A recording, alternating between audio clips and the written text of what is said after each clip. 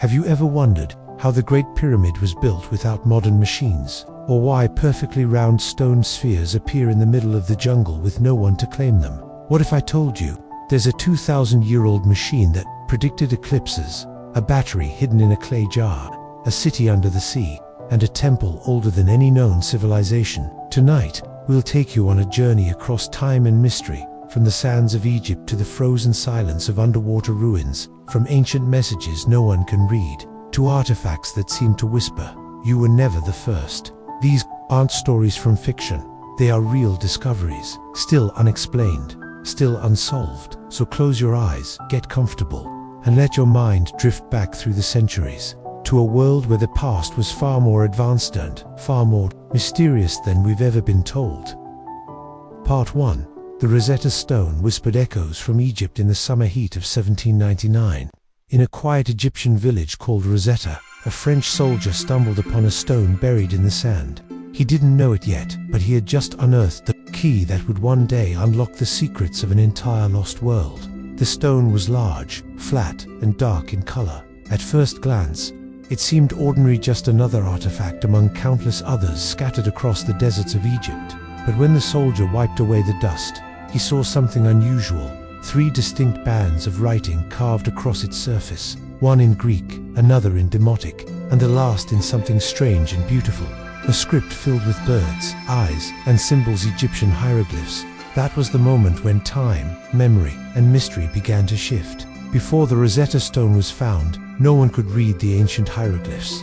The language of the pharaohs had been silent for more than 1,500 years.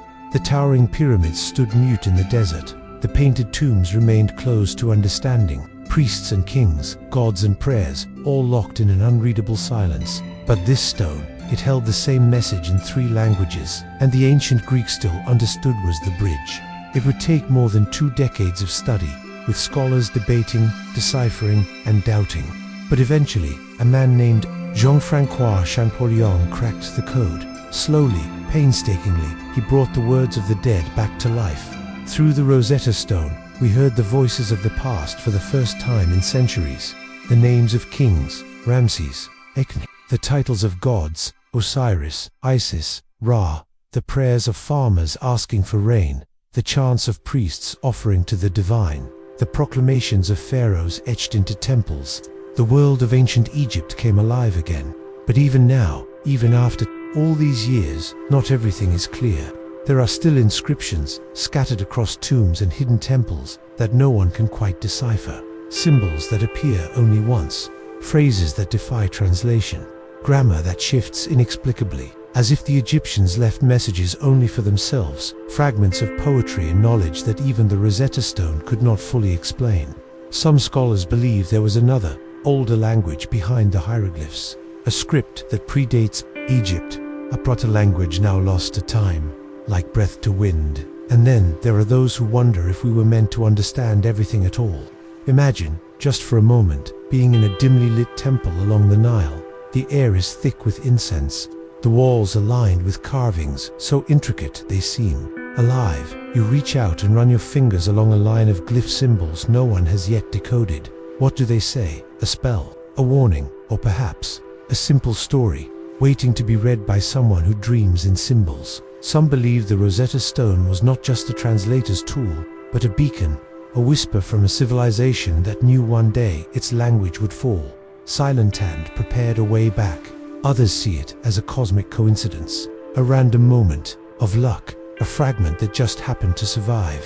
But here's something to think about as you settle deeper into your bed. What if the Rosetta Stone wasn't unique? What if there are other stones, still buried, still waiting? Perhaps under the shifting sands of the Sahara, or deep within temple ruins in Luxor, or in the corner of a museum, mislabeled, misfiled, forgotten. Because the mystery of the Rosetta Stone isn't just about the past, it's about how thin the veil between silence and speech truly is. Tonight, as you drift further into sleep, think of the hands that carved those letters into stone, the priests who spoke the words, the kings who commanded them, and the soft, endless patience of a civilization that waited over 1,000 years, just to be heard again. Close your eyes now.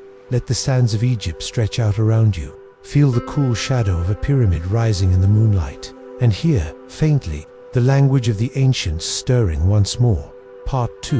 The moai of Easter Island, silent giants facing the sea far across the vast Pacific Ocean. On a lonely island that lies farther from any continent than nearly any place on Earth, there stands a gathering of giants. They are quiet, still unmoving, and yet they speak, not in words, but in presence. These are the moai, the towering stone statues of Easter Island, or as the locals call it, Rapa Nui. There are nearly 1,000 of them, scattered across the green hills and black volcanic ridges of the island. Some are as tall as 33 feet, weighing over 80 tons. Most face inland, their broad backs turned to the sea, their faces solemn and proud, as if forever watching over the people who once lived there, but who carved them.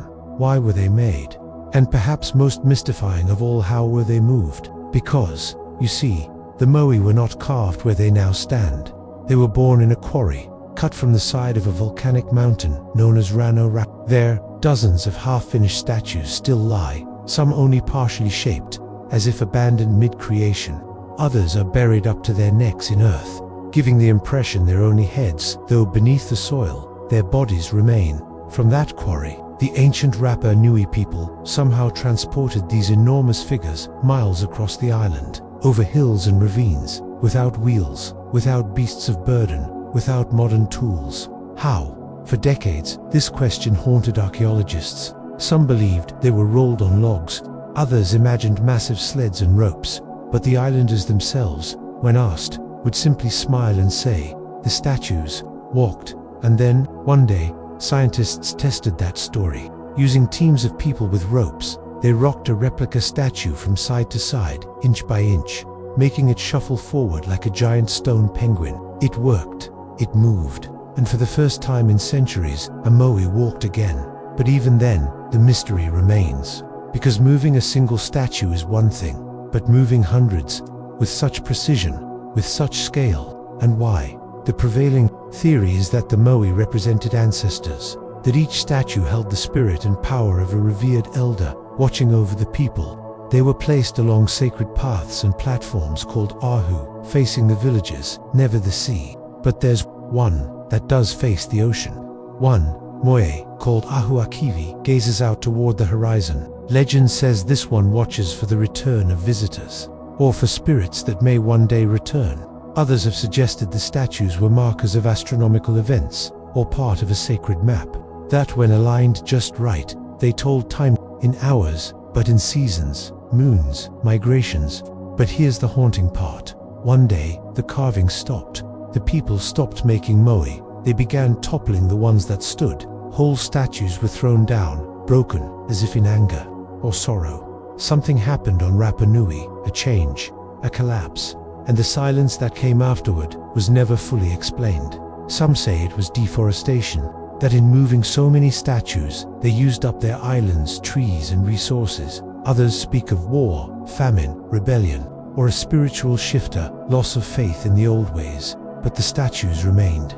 Even in ruin, they endured. Centuries later, when European explorers first arrived, they were greeted not by warriors, but by these enormous stone sentinels, watching, waiting.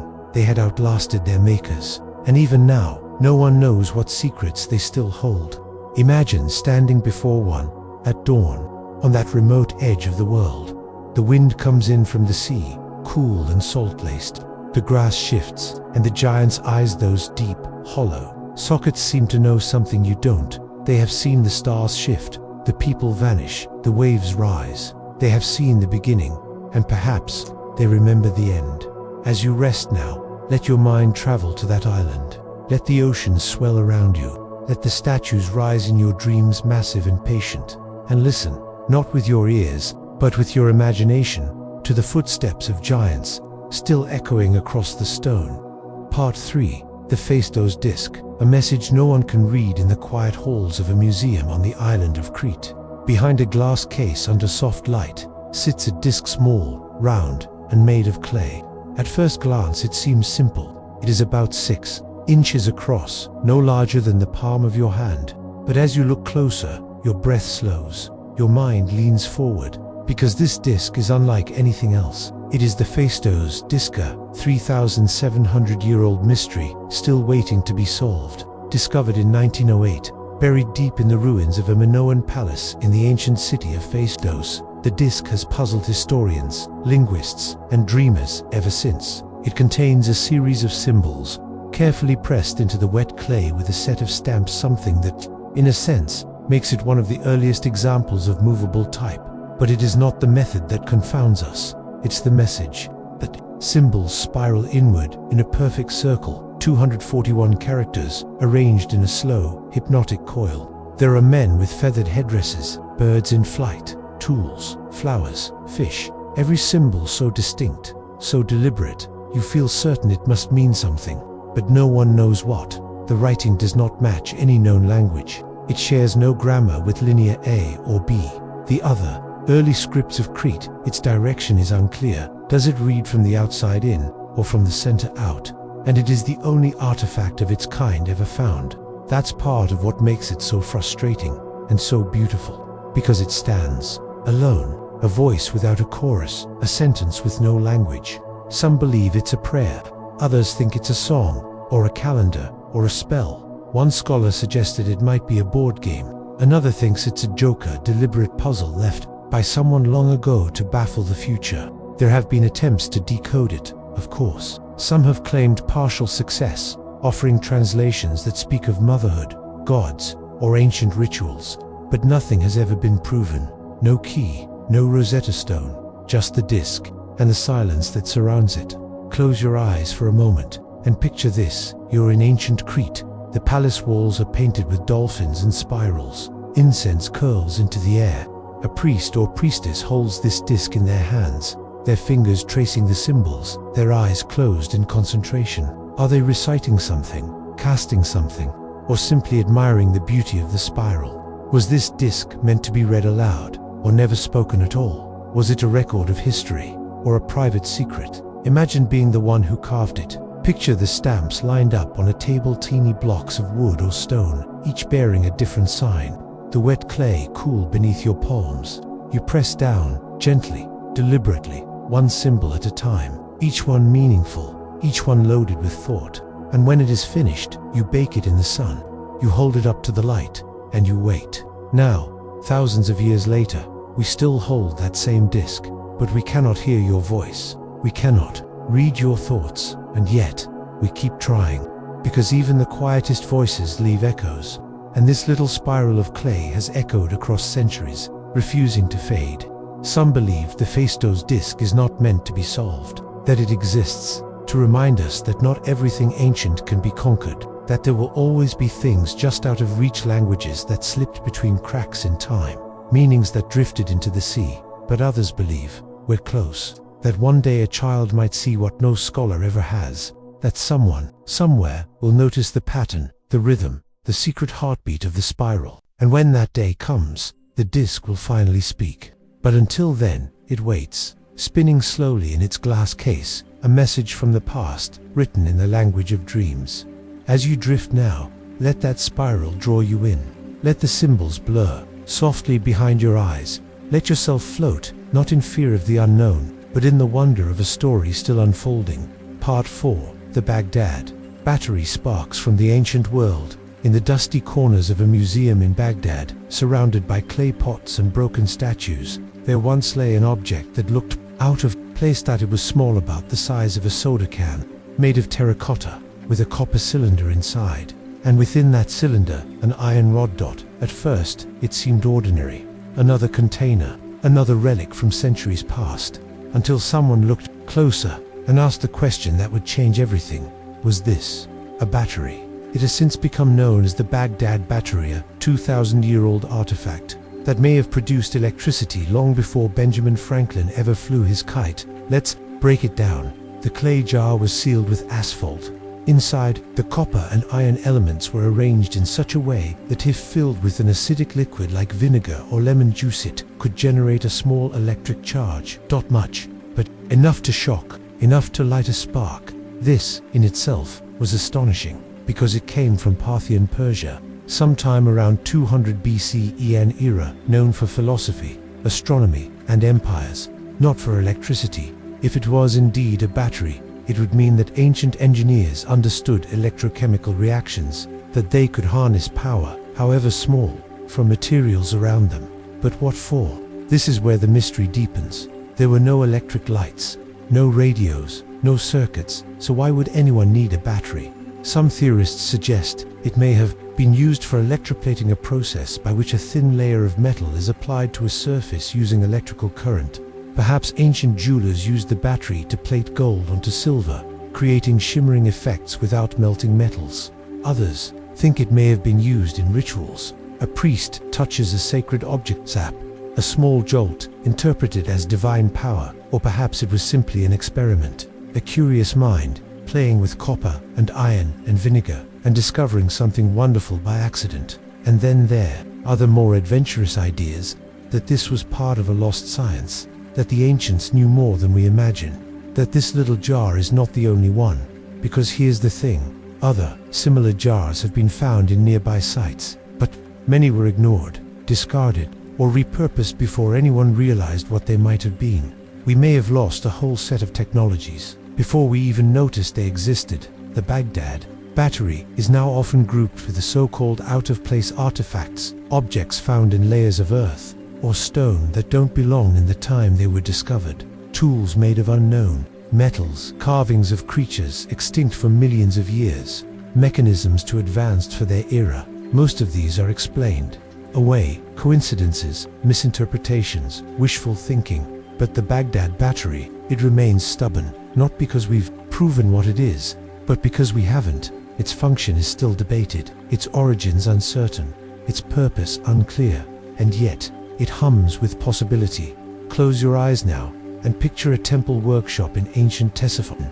Stone walls lined with shelves of oils, perfumes, and tools. A craftsman leans over his bench, dipping a fine chain into a copper basin. Beside him, a clay jar hums faintly, a soft fizz from the mixture inside. He doesn't call it a battery, he just knows. It works. Maybe it shocks him. Maybe he laughs. Maybe he tells no one. Or maybe this was knowledge passed from hand to hand, through generations, until it was lost in the sands of war, flood, and fire. Now, as you rest, think about how many moments like that are gone. How many inventions were made, used, and forgotten, not because they failed, but because time moved on without them. The Baghdad Battery may be silent now, but it still holds a charge, not of voltage, but of wonder. Let that wonder warm you tonight, like a soft, ancient current running just beneath your skin. A reminder that discovery doesn't always come with lightning and noise. Sometimes it comes in clay, and waits quietly to be seen. Part 5, Dorinkyu, the underground city beneath the earth. Beneath the sun-baked plains of central Turkey lies a city you cannot see. There are no rooftops, no walls above the ground, only earth, dust, silence. But if you step into the right doorway, hidden among the houses of the small town of Dorinkyu, and begin to descend, the world changes. One step, then 10, then 50. Stone stairs spiral downward, the light from the surface fading, replaced by the cool breath of rock. And suddenly, you're standing in a hallway, and that hallway leads to rooms, and those rooms lead to chambers, and the chambers lead to tunnels, and the tunnels lead to a city underground. Not a few caves, not a shelter, but a fully developed metropolis carved by hand, deep, deliberate, and almost impossibly vast. This is Dorinkyu, the largest of several underground cities in the region of Cappadocia, discovered by accident in 1963, when a man knocked down a wall in his basement and found a hidden room. Dorinkyu has since revealed 18 levels of tunnels and spaces that go as deep as 85 meters, or nearly 280 feet. It had ventilation shafts, wells for water, places for cooking, stables for animals, sleeping quarters, chapels, schools, storage rooms, and massive stone doors that could roll shut to seal off entire passages, defensive barriers that could be operated from the inside. Only, it could house an estimated 20,000 people, all underground, all hidden, all safe. But from what? That's where the mystery begins.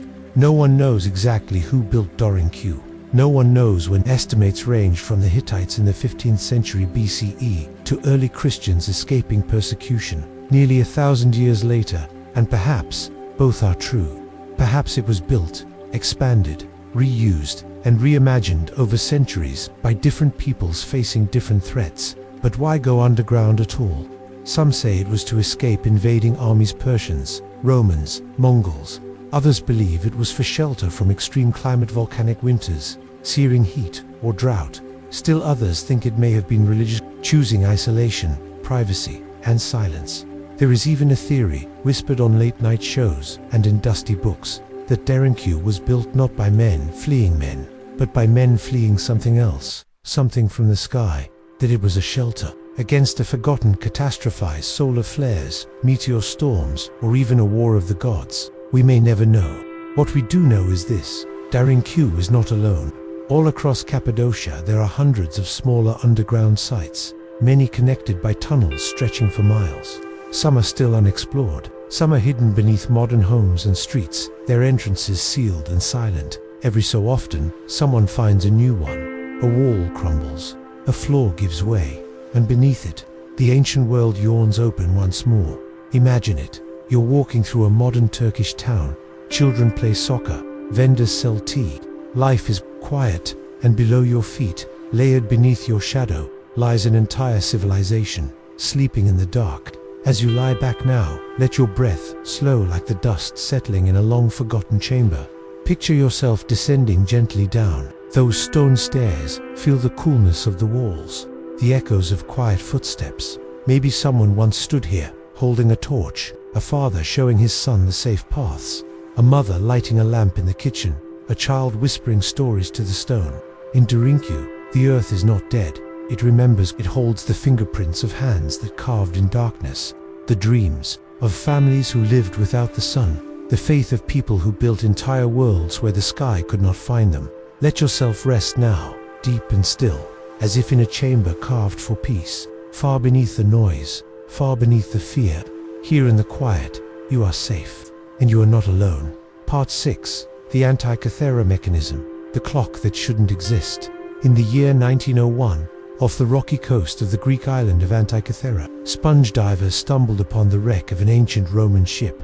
Among the Amphitryon statues buried beneath the sea, they found something strange, not grand, not beautiful, just a lump of corroded bronze and wood, fused together by centuries underwater. It was broken, fragile, unreadable, but inside, hidden, beneath the rust and stone, was a mechanism so advanced it should not have existed. This is the Antikythera mechanism, a 2,000-year-old device that some call the world's first analog computer. Recovered in pieces, it sat in a museum for decades, misunderstood, until X-ray scans revealed the truth. Gears, cogs, dials marked with Greek inscriptions, 37 bronze wheels, some so tiny, so precise, they resemble those in modern watches. And what did it do? It could predict the movement of the sun and moon.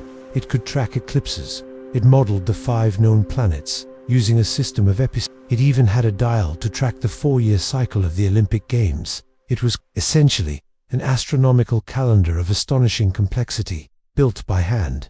In 100 BCE, let that sink in. Long before telescopes, before mechanical clocks, before Newton or Galileo or Kepler, someone made a machine that could chart the heavens. But who? The style of the inscriptions points to the island of Rhodes, and possibly to the school of Hipparchus, the Greek astronomer who first catalogued the stars. Some believe it was created by Archimedes himself. Others suggest it was a gift to a nobleman, or a temple tool used for divination. But here's what makes the Antikythera mechanism truly strange. We've never found another one. No other machines like it. No references to it in ancient texts. No surviving manuals or prototypes. It appears, fully formed and alone, like a whisper of lost genius. Some have called it the iPhone of the ancient world. Others say it's a glimpse of a science that came, and then vanished. Because after this device, history goes silent. No other comparable mechanisms appear for over 1,000 years. Did we forget? Did we destroy? Or did this machine come from a corner of the world we have yet to understand? Some say the ship that carried it was transporting treasures from Pergamon or Rhodes to Rome, a museum on the move, a floating library, and when the ship sank, the sea swallowed the future. Now, in the silence of the museum, the pieces of the Antikythera mechanism rests behind glass, still, mysterious, and yet, somehow, alive. With each new scan, new fragment, new inscription revealed, we get closer. But still, we don't fully know how it was made, or why nothing else like it exists. Close your eyes, imagine a workshop in ancient Greece. Bronze filings glint in the sunlight. A young apprentice turns a tiny gear between his fingers, watching it catch the light. His teacher adjusts a wheel, sets a dial, makes a note on a parchment. They are not building magic, they are building time. A machine to understand the rhythm of the stars, to make sense of the chaos above, to measure the sky, not in poetry, but in precision. And now, thousands of years later, it still ticks, not literally, but in our minds. Each question is a gear, each theory a spring. The mechanism winds on quiet, eternal, unbroken. Let your thoughts drift now, like that ship beneath the waves. Let them fall gently into the dark, where treasures wait quietly to be found, and let the stars above guide your dreams, as they once guided a machine we were never meant to forget. Part 7. The Great Pyramid of Giza, a monument to mystery. It stands alone on the Giza Plateau, rising from the sands like the thought of a god, massive, silent, perfect in proportion. The last of the 7 wonders of the ancient world, still standing, the Great Pyramid of Giza. We think we know it. We've seen its image in books, documentaries, photographs. We know its name, its shape, its place in history. But the closer you look, the less certain everything becomes. It was built over 4,500 years ago, around 2560 BCE, during the reign of Pharaoh Khufu. It was once covered in smooth white casing stones that reflected the sun, making it gleam like a beacon. At its peak, it stood 146.6 meters tall, 480 feet. For nearly 4,000 years, it was the tallest human-made structure on Earth, and it was built by hand. No cranes, no modern tools, just ropes, copper chisels, and raw human will, or so we say. Because here's where the mystery begins. The Great Pyramid is made of more than 2.3 million blocks of stones, some weighing as much as 80 tons. If it were built in 20 years, that would mean placing a block every 2 minutes, without pause, day and night, for 2 decades. How? No blueprints survive. No records describe the methods used. The ramps proposed by modern theorists would have required as much material and effort as the pyramid itself. And then, there's the precision. The base of the pyramid is almost perfectly level within less than an inch. Its sides align almost exactly with the cardinal points of the compass. Its internal shafts align with specific stop belt, suggesting an astronomical function beyond mere tomb architecture.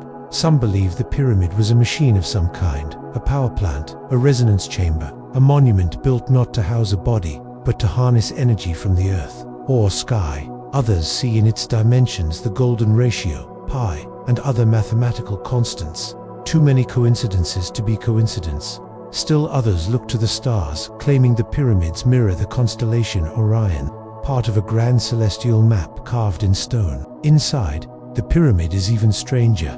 Unlike other tombs, there are no inscriptions, no murals, no treasures. The so-called King's Chamber is a bare granite room with a sarcophagus, but no sign that anyone was ever buried there. There are shafts that lead nowhere, doors that don't open, chambers discovered only in the last few years, using cosmic ray scanning rooms, still sealed since antiquity. What lies within, we don't know. And yet, the pyramid has never stopped whispering to us. From Napoleon, who emerged from a night inside visibly shaken, to modern tourists who report strange sensations in the inner chambers, pressure, dizziness, calm, even tears, the Great Pyramid feels alive. Not in the way a house is alive, but the way a mountain is, patient, powerful, holding secrets not just of a civilization, but perhaps of the earth itself. Close your eyes now. Imagine the desert night, stars blazing above, the pyramid rising, in silence, its shadow long and cold on the sand. A man walks along its edge. He carries no tools, no maps, only questions. Why was it built? What did it point to? Who truly designed it? He places a hand on the stone worn, warm, ancient, and in that touch, something passes between them. The pyramid will not answer, but it will listen.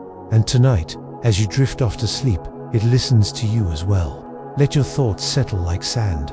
Let the angles of the pyramid cradle your dreams. Let yourself wander not in fear of the unknown, but in awe For the greatest mysteries are not meant to be solved, only respected and remembered. Part 8. The Nazca Lines. Messages to the sky, high above the desert plains of southern Peru, where the wind rarely blows and the air stays dry and still. There lies a land marked by lines long, perfect, mysterious. From the ground, they seem like nothing, simple scratches on the earth, faint paths in the reddish soil, but from the sky, they become something else entirely. Sprawled across the Nazca Desert are over 800 straight lines, 300 geometric shapes, and more than 70 animal and plant figures, some stretching as long as 1,200 feet, monkeys with curled tails, spiders with long thin legs, hummingbirds in flight, a giant heron longer than a football field. These are the Nazca Lines, perhaps the greatest ground-level puzzle in the world. They were first noticed by modern travelers in the 1920s, when planes flying overhead glimpsed strange shapes carved into the desert floor. But they'd been there for over 1,500 years, made by the Nazca people between 500 BCE and 500 CE. How did they make them? Surprisingly, the method was simple. By removing the dark, oxidized pebbles from the surface, the lighter sand beneath was revealed. A shallow trench only, 4 to 6 inches deep, was all it took. But that simplicity hides something extraordinary, because these lines are massive. Some stretch for miles, perfectly straight, over uneven terrain. Others form complex shapes and patterns only visible from the aerial perspective the Nazca people should not have had. And so the questions begin. Why did they make them? How did they maintain such precision? Who were they speaking to? Some believe the lines were part of astronomical maps, markers for solstices, equinoxes, or the rising and setting of certain stars. Others think they were ritual pathways meant to be walked during ceremonies to call rain in a region that receives less than an inch of rainfall per year. Still others propose they were messages to the gods, that the lines were made for eyes not on the ground, but in the sky. Aliens, some say, came in ancient times. The lines were landing strips, beacons, signals, evidence of contact. Mainstream archaeologists dismiss this, but the theory persists, whispered in late-night programs and curious corners of the internet, because it's hard to shake the feeling that these massive, silent drawings are meant to be seen, not by us, but by something or someone far above. Imagine this: you are a Nazca artist. The sun beats down. You stand on the desert floor, holding a rope, a stick, a plan etched in your mind. You do not see the shape you are making. You do not need to. You trust the pattern. You trust the sky. And day by day, week by week, the shape appears not to your eyes, but to the heavens. Perhaps it's a prayer. Perhaps it's a gift. Or maybe it's a reminder that we are never truly hidden, even in the emptiest places. Today, the lines still endure, untouched by wind, unaffected by time, so massive they can only be appreciated from above. As you lie back now, let your breath stretch across the plains. Let your dreams take flight like the hummingbird, the spider, the monkey. See the world from above, and from that height, see not chaos, but design. A language written on the earth, meant not to be read, but to be felt. A whisper across the centuries, etched in dust and silence. We were here, we looked up, and we believed something looked back. Part 9. The stone spheres of Costa Rica, perfectly round and totally unknown, hidden beneath layers of jungle foliage in the lush, humid lands of southern Costa Rica, are stones that seem impossibly out of place. They don't tower, they don't shimmer, they don't even speak, at least, not at first, but they are perfect. Scattered across the ground in clusters or standing alone in fields are hundreds of massive stone spheres, some as small as a basketball, others as wide as a car. The largest weigh over 15 tons, and yet they are nearly perfectly round, crafted with such precision that modern tools would struggle to match it. They're called the defy spheres, named after the pre-Columbian civilization believed to have created them over 1,000 years ago, long before the arrival of Europeans. And to this day, no one knows exactly how or why. The spheres were first brought to modern attention in the 1930s, when a banana plantation crew clearing land stumbled upon them. Many were dynamited, rolled aside, or removed entirely. Some ended up in government gardens, front yards, even airports. But even as they were scattered, they began to whisper. What were they for? How did people without metal tools or wheels create such symmetry? What purpose did they serve, if any, at all? The most popular theory is that they had a symbolic or religious function.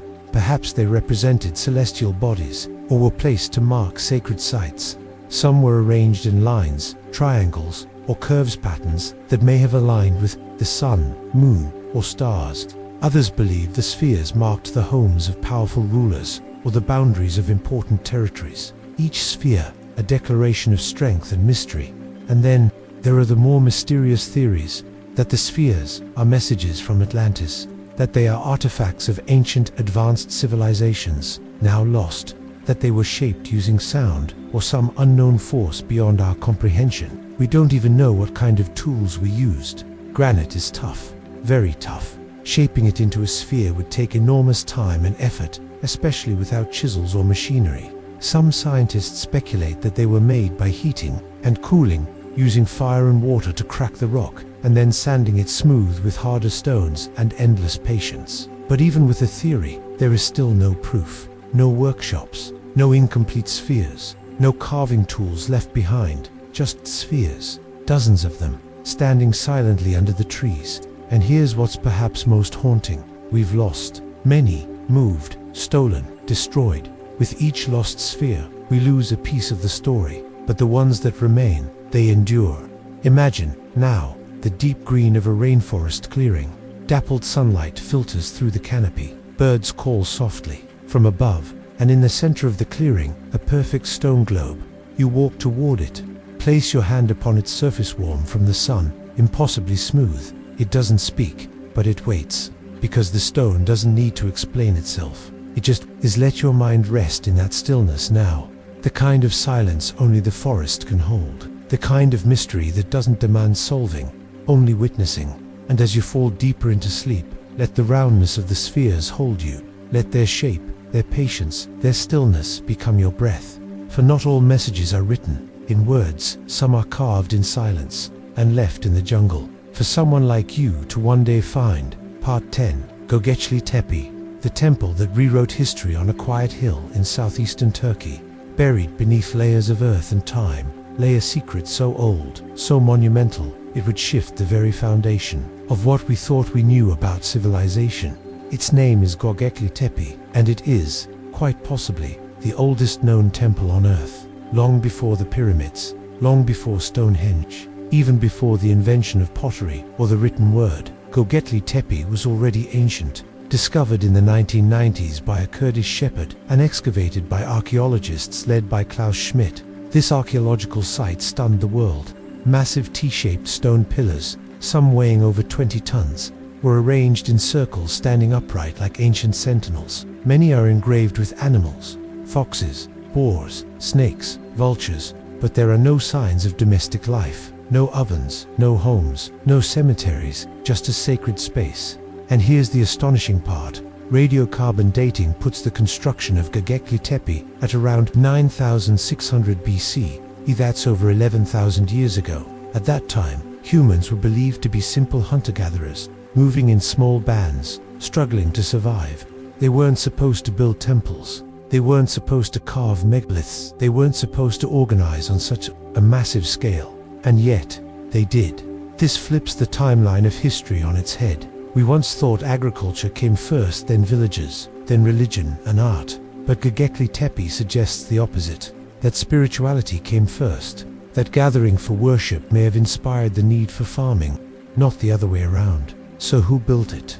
No one knows the name of the people who carved those stones. No written records survive, no faces, no kings, no myths, but their work remains buried, then rediscovered, as if to remind us that the past is deeper than we ever imagined. There are layers upon layers beneath the hill, many yet untouched. Some archaeologists believe we've uncovered only 5% of the full site, and the site was deliberately buried thousands of years after it was built. Why? Was it forgotten? Or hidden intentionally, ritually, like a sacred book being closed? The animals carved into the stones are stylized. Some say they tell stories.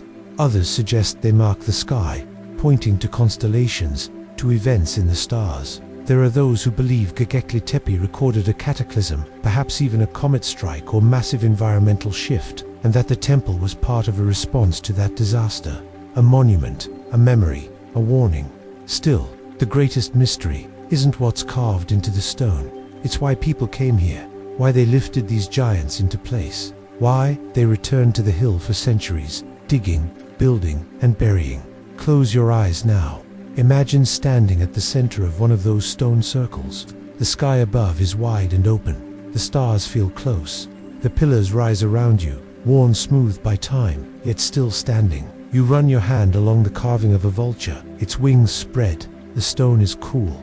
The silence is total. You are standing in the memory of the earth itself. Let your breath settle here, among the stones. Let the weight of the past hold you, as a burden, but as a cradle. Let yourself drift, not backward, but downward, into layers of story we haven't told yet. Göbekli Tepe reminds us, we are older than we think. Our minds have always reached upward, and even in the deepest past, we dreamed of something more. So sleep now, in the temple of forgotten beginnings, where every dream is carved in stone. Part 11. The Saqqara bird, a model that might have flown in the shadow of Egypt's mighty pyramids and temple complexes. Among the countless treasures of pharaohs and priests, there rests a small, wooden figure. It is not gold. It is not encrusted with jewels. It is quiet, simple, easily overlooked. But for some, it whispers of flight. This is the Saqqara bird, a carved wooden object discovered in a tomb near the ancient necropolis of Saqqara. Estimated to be around 2,200 years old, it measures just over 7 inches in length, with wings outstretched like a bird in motion. At first glance, it seems like a toy, or a ceremonial ornament, but look closer, and questions begin to stir. Because the Saqqara bird does not look like any real bird. Its wings are straight and thick, more like the airfoils of a glider than the fluttering limbs of a sparrow or falcon. Its tail is vertical, like that of a modern airplane. Its proportions are remarkably aerodynamic, and this has led some to wonder, could it fly?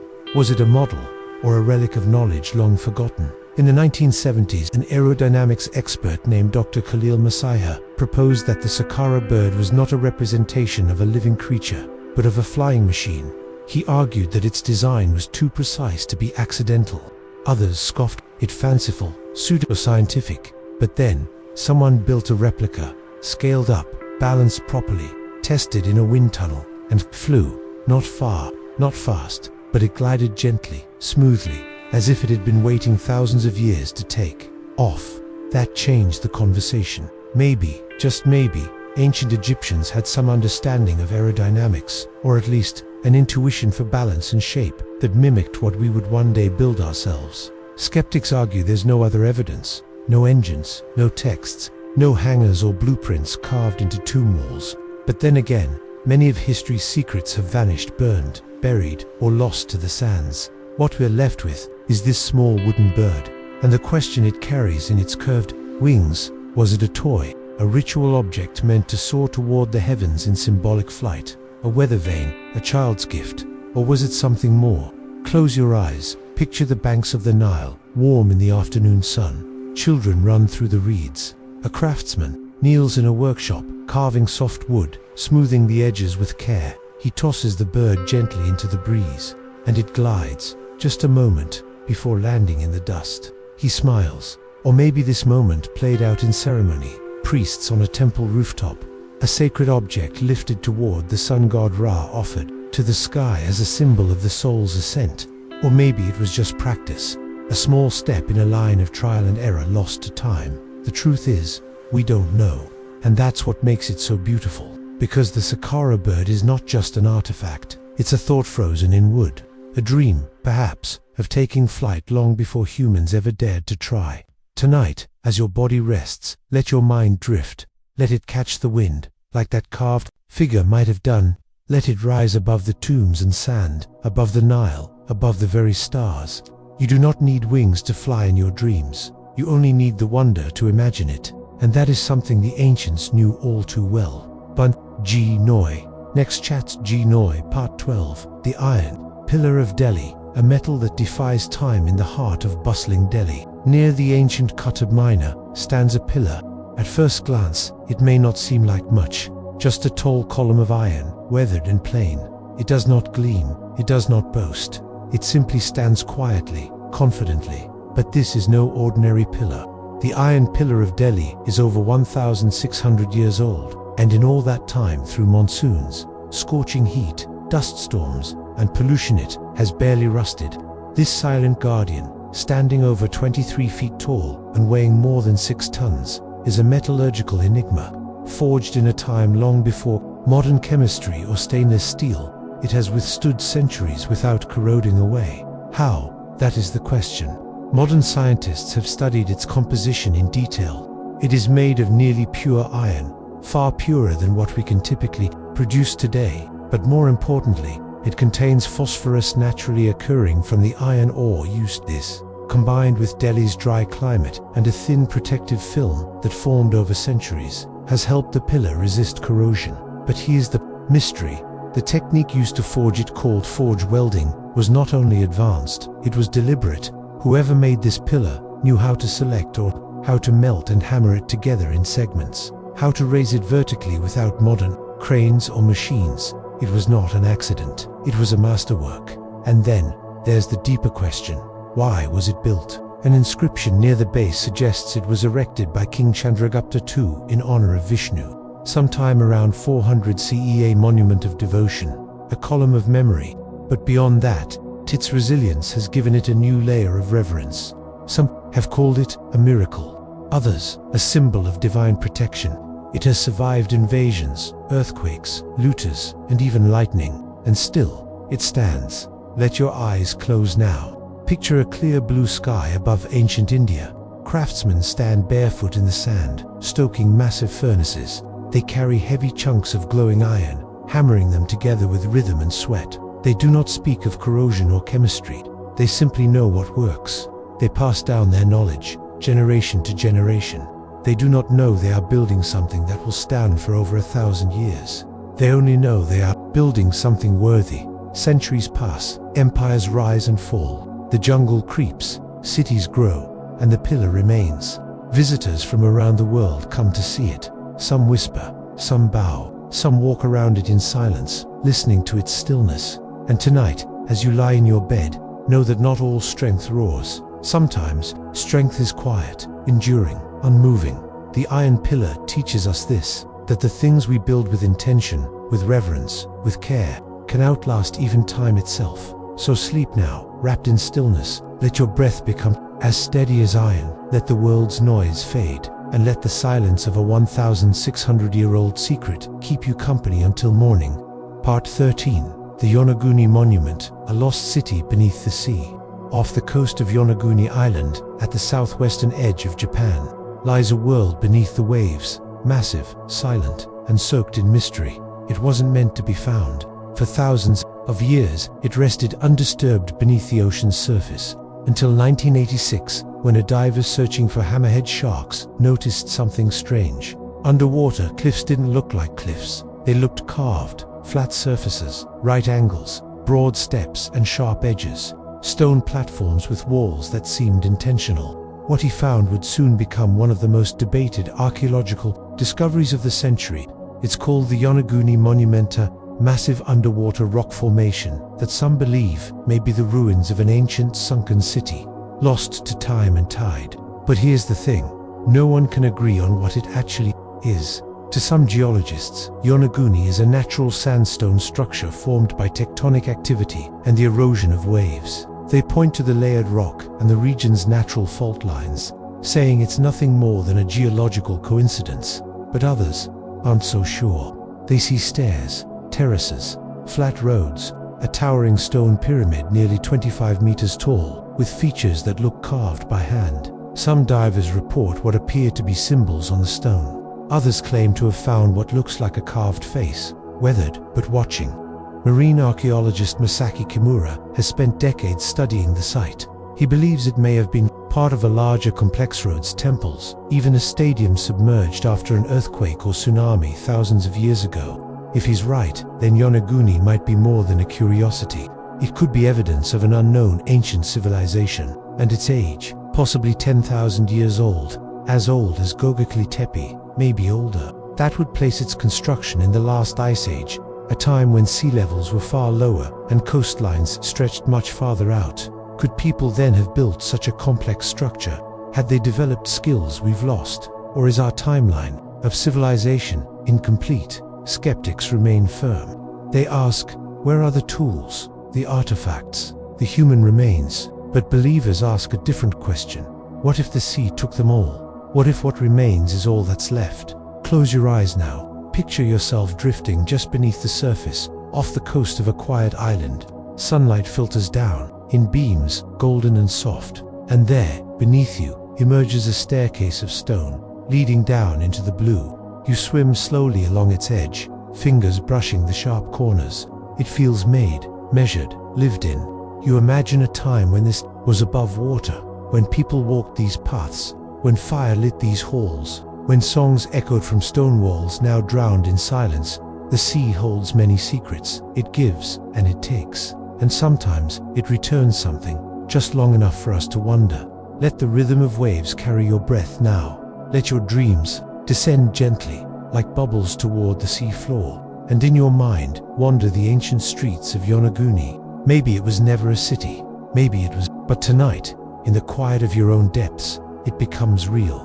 Because the best mysteries don't need answers. They only need someone to believe in the question. Part 14, The Phaistos Disc. A message no one can read in the heart of ancient Crete. Amid the ruins of the Minoan civilization, archaeologists unearthed a strange and beautiful artifact, a circular object made of clay, no larger than a small plate. It was discovered in 1908, buried deep within the palace of Phaistos. Its edges were smooth, its surface mysterious. Pressed into both sides of the disc was a spiral line of symbols, 242 in total, arranged with extraordinary care. They weren't scratched or carved. They were stamped with small individual seals, each representing a unique character: a man in a feathered headdress, a fish, a comb, a flower, arrows, birds, tools. The symbols repeat. They form patterns. They seem intentional. And yet, more than a century after its discovery, no one can read it. This is the Phaistos disc, a relic unlike any other, and one of the world's greatest linguistic mysteries. It's not just that we don't understand the language, it's that we don't even know what language it is. The disc predates the Greek alphabet. It is not linear A or linear B, the two known Minoan scripts. It is something else. Some believe it's a form of proto-writing, from an ancient culture lost before it could spread. Others think it may be a ceremonial hymn, a calendar, a prayer, or even a game. And then there are those who suggest it's a hoax, a clever invention, though most scholars now agree it is authentic. Here's what adds to the mystery. We've never found another like it. No other examples of this script. No similar symbols on tablets, walls, or artifacts. It exists in complete isolation, like a voice calling out from the past and receiving no answer. Some researchers have tried to decode it using algorithms, pattern analysis, statistical modeling. Others have tried to match it to known languages: Hittite, Luwian, Sumerian. Still, no key has been found. And so, the disc sits in the Heraklion Museum in Crete, encased in glass, surrounded by questions. What was it meant to say? Who was it written for? And what kind of civilization would go to such lengths to create it, only to disappear entirely? Close your eyes. Picture a scribe, thousands of years ago, sitting cross-legged in a flickering torchlit room. He holds the disc carefully, pressing each stamp into the soft clay. He knows every symbol. He knows the story it tells. To him, it is not a mystery. It is a message. Perhaps it is sacred. Perhaps it is personal. Perhaps it is both. He finishes, sets it near the fire to dry, and places it in a stone chamber beneath the palace floor. He believes someone will one day read it. He does not imagine that it will lie silent for thousands of years. And now, it waits. Let your thoughts spiral now, like the lines of the disc, winding inward, turning gently, each symbol a dream, a whisper, a locked door. Sometimes, the past does not speak clearly. Sometimes, it sings in a forgotten tongue. But in sleep, your mind understands more than your waking self. So drift with the disc. Let its spirals lull you. Let its mystery wrap around you like a soft blanket of clay in silence. For there is beauty in not knowing, and magic in a message no one else can read. Part 15. The Baghdad Battery. Electricity before its time. Tucked away in a museum display case in Baghdad, Iraq, lies an object so unassuming, so ordinary in appearance, that you might walk right past it without a second glance. It's a clay jar just a few inches tall.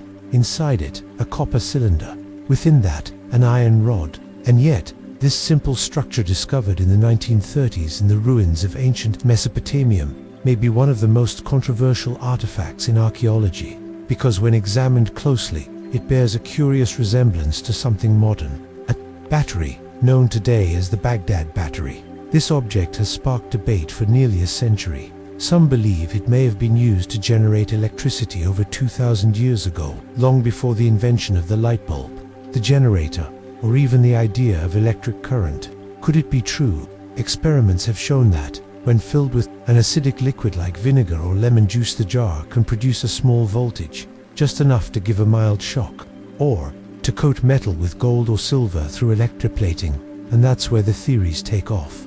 Perhaps the ancients used these devices to plate jewelry. Perhaps they were used in ritual to create sensations mistaken for divine power. Or perhaps they were scientific experiments, lost to time. But skeptics remain cautious. There's no written record describing the object's purpose. No workshop, no wires, no other components that suggest a full electrical system. The jar could have held a scroll, a sacred liquid, or been part of a religious ceremony unrelated to electricity. Still, the possibility lingers, because if this was a battery, it would rewrite the story of technological history. It would suggest that ancient minds understood not just metallurgy or engineering, but the very forces of nature that power our modern world. It would mean they knew how to harness invisible energy long before anyone should have. Close your eyes now. Picture a quiet stone room in an ancient temple. A priest stands at an altar, holding a clay jar. He pours a strange fluid inside. A faint crackle, a shimmer, a reaction barely visible, but undeniably real. He places a pen into the liquid. Later, it emerges with a thin coating of gold. He smiles, not knowing he has created a reaction that won't be truly understood for thousands of years. Or perhaps he does know. Perhaps he guards a knowledge passed down, in silence, hidden from the world. The jar is sealed, buried, forgotten, until one day it is found again by curious hands in a world lit by electric light. And now it waits, like a riddle. Tonight, let your breath slow like ancient rituals. Let your thoughts hum like faint current. You do not need to know the answer. You only need to feel the wonder. Because some mysteries are not meant to be solved. They are meant to remind us that the past is not behind us. It's beneath us, sleeping, waiting, just beneath the surface. Good night.